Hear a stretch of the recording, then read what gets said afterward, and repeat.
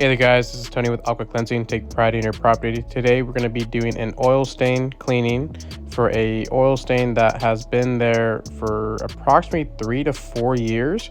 The homeowner lives in an HOA and the oil stain was just discovered after his nephew had just moved his older vehicle. I believe it was like a 92 Chevy that was just leaking oil for the last couple years. Here you can see that we pressure washed the whatever it was, like sand, kitty litter, off of the oil stain, and then we applied some chemical solution.